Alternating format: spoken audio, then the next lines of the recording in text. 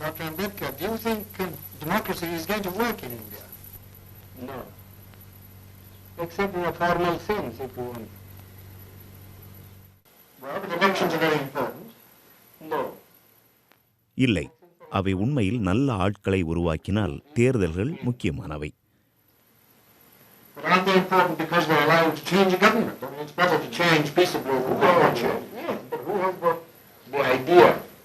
You see? ஆம், ஆனால் வாக்கெடுப்பு அரசாங்கத்தை மாற்றுவதற்கு என்பதை எத்தனை பேர் அறிவார்கள்? யாரும் இல்லை. மக்களுக்கு அது பற்றிய உணர்வும் இல்லை. நமது தேர்தல் முறையும் வேட்பாளர்களை தேர்ந்தெடுக்க அனுமதிப்பதில்லை. எடுத்துக்காட்டாக, எருது சின்னத்தில் வாக்களிக்கும்படி காங்கிரஸ் கட்சி கூறினால் அதில் நிற்கும் வேட்பாளர் யார் என்ற கேள்வி எழுவதில்லை. அதை பற்றி மக்கள் கவலைப்படுவதில்லை. மக்களும் அந்த சின்னத்திற்கே வாக்களிப்பார்கள். எருது சின்னத்தில் போட்டியிடுபவர் ஒரு கழுதையா அல்லது ஒரு கல்வி கற்ற நபரா என்பது மக்களுக்கு தெரியாது.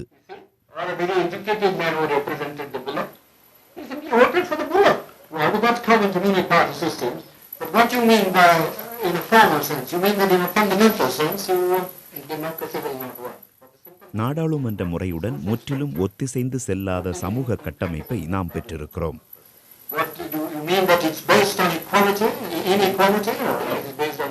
ஆம், இது சமத்துவமின்மையை அடிப்படையாக கொண்டுள்ளது. சாதி முறையை ஒழிக்காமல் இதை உங்களால் சீர்படுத்த முடியாது. இது சமூக கட்டமைப்பு குறித்த ஒரு கேள்வி. இதனை வெளிக்கொண்டு வர வேண்டும். இந்த சமூக கட்டமைப்பை அமைதியான முறையில் நீங்கள் சீர்படுத்த வேண்டும் என்று எண்ணினால் அதற்கு கொஞ்சம் காலம் பிடிக்கும் என்று கூற தயாராக இருக்கிறேன். ஆனால் சமூக கட்டமைப்பை மாற்றும் முயற்சிகளில் யாராவது ஈடுபட வேண்டும்.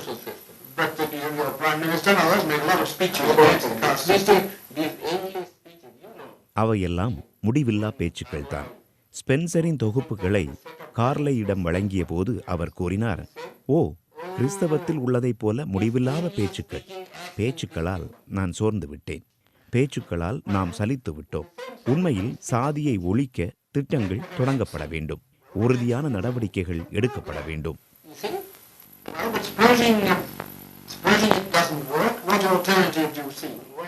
மாற்றாக எதுவுமே சாத்தியம்தான். எடுத்துக்காட்டாக கம்யூனிசம்.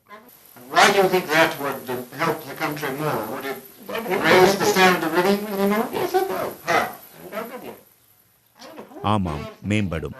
தேர்தல்களை விட தங்கள் அடிப்படை தேவைகள் குறித்து மக்கள் அதிகம் கவலை கொள்கிறார்கள். அமெரிக்காவில் ஜனநாயகம் எடுபடுகிறது. அங்கு கம்யூனிசம் வரும் என்று நினைக்கவில்லை.